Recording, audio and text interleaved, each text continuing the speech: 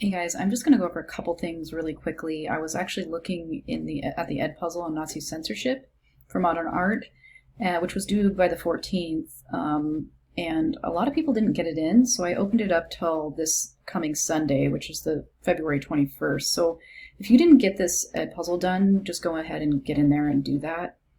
And then if you didn't get this done as well, there's still time to get that in. I would get it in within the next day or two if you haven't already, because I'm going to go in and grade those soon. So if things are late, typically it takes me a while to circle back to them and grade them. So it's good to get things in on time because you'll have a better picture of what your grade actually is, because I can actually grade your stuff more efficiently if it's in on time.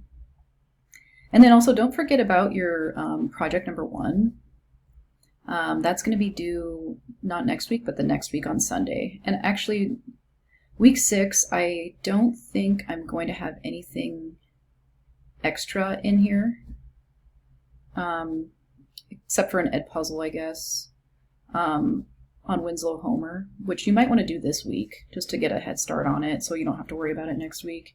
You can always work ahead if you so wish to. But anyway, I just wanted to mention that Edpuzzle on Nazi censorship is still open, and you guys can still take it. And then also don't forget about project number 1. Get a good start on that. Get working on that because it's going to be due by the end of next week. Because we're in week 5 right now. And yeah, that's pretty much all I wanted to say. There was also one other thing, I guess.